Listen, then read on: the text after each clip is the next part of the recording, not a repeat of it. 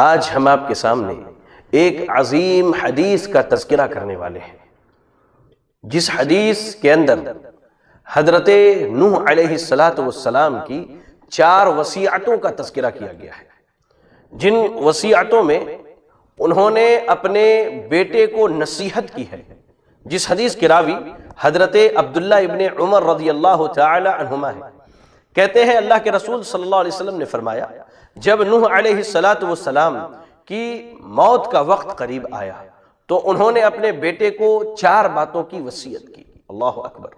ناظرین، یہاں ایک نقطہ فکر دیتا ہوں، آپ ذرا غور کر کے دیکھیں، ہم اور آپ جب بستر مرگ پر ہوتے ہیں، مرنے کے قریب ہوتے ہیں، تو ہم اپنے بچوں کو کس چیز کی وصیت کرتے ہیں؟ اور انبیاء علیہ السلام کی جماعت اپنے آل و اولاد کو کس بات کی وصیت کیا کرتی تھی؟ ذرا اس کا موازنہ کر کے دیکھیں آپ۔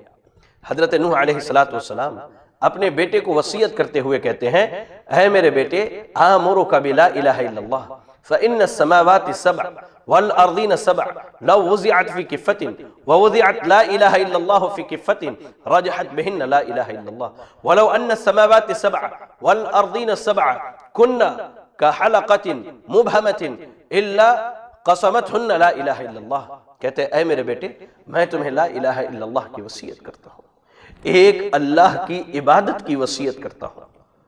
نوح علیہ السلام وفات سے پہلے اپنے بیٹے کو لا الہ الا اللہ کی وصیت کر رہے ہیں۔ ہم اور آپ زمین کی وصیت، جائیداد کی وصیت، مال کی وصیت، جبکہ ان میں سے کوئی چیز ہمارے ساتھ ہمارے قبر میں نہیں جاتی۔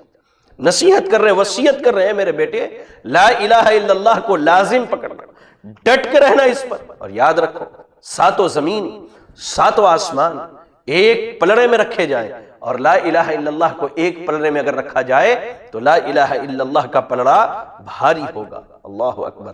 اس کے بعد کہتے ہیں کہ اگر 7 زمین اور 7 آسمان کسی بند دائرے کی طرح ہو تو لا الہ الا اللہ انہیں تباہ کرنے کے لیے کافی ہے۔ اللہ اکبر۔ ان کو الگ کرنے کے لیے، انہیں توڑنے کے لیے کلمہ لا الہ الا اللہ کافی ہے۔ اس کے بعد اپنے بیٹے کو وصیت کرتے ہیں، وَسُبْحَانَ اللَّهِ وَبِحَمْدِهِ فَإِنَّهَا صَلَاةُ كُلِّ شَيْءٍ وَبِهَا يُرْزَقُ الْخَلْقُ۔ کہتے ہیں میرے بیٹے، سبحان اللہ وبحمدہ کا ورد کرنا، سبحان اللہ وبحمدہ تمہارے زبان پر ہمیشہ جاری رہنا چاہیے، کیونکہ یہ وہ کلمہ ہے، اللہ اکبر، یہ وہ کلمہ ہے جو ہر چیز کی نماز ہے، صلاۃ ہے، اور اسی کے ذریعہ اللہ تعالیٰ اپنے بندوں کو رزق عطا کرتا ہے۔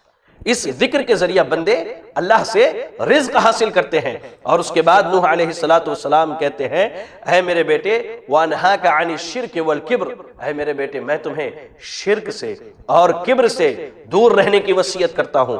ان 2 مذموم صفات کو اپنی زندگی میں آنے نہ دینا، ورنہ تمہارے اعمال اور تمہاری زندگی تباہ ہو کر کے رہ جائے گی۔ حضرت عبداللہ ابن عمر رضی اللہ تعالیٰ عنہما سے صحابہ نے کہا کہ اے عبداللہ ابن عمر، ہم شرک سمجھتے ہیں کہ شرک کیا ہے، لیکن یہ کبر کیا ہوتا ہے؟ کہتے ہیں آپ صلی اللہ علیہ وسلم نے فرمایا، الکبر سفح الحق وغمز الناس۔ اللہ اکبر۔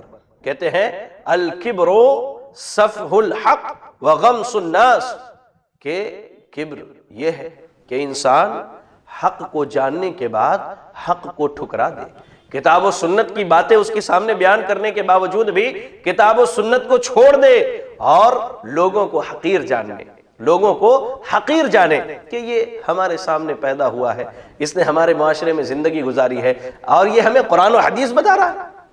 یہ ہے کبر، یہ ہے کبر جسے اللہ رب العالمین نے اپنے بندوں کو کرنے سے منع فرمایا، کیونکہ یہ کبر یہ اللہ تعالیٰ کا حق ہے، یہ کبر یہ اللہ کا حق ہے، بڑائی اسی رب کے لیے ہے۔ تو یاد رکھیں ناظرین، اس حدیث کے اندر جن 2 باتوں سے روکا گیا ہے وہ 2 بنیادی باتیں ہیں، شرک اور کبر۔ اپنے آپ کو شرک اور کبر سے بچا کے رکھیں، لا الہ الا اللہ پر ڈٹے رہے۔ اللہ تعالیٰ نے بڑے بڑے اجر کا وعدہ کیا ہے۔ اللہ سے دعا ہے کہ اللہ رب العالمین ہمیں اور آپ کو کلمہ لا الہ الا اللہ پر ڈٹے رہنے کی توفیق عطا فرمائے، اور اسی طرح شرک، کبر، حسد اور بغض و عداوت جیسے عظیم گناہوں سے بچنے کی توفیق عطا فرمائے، آمین۔ سبسکرائب کیجئے ہمارے چینل اور دبائیے بیل کا آئیکن تاکہ آپ کو ریگولر نوٹیفیکیشن اپڈیٹس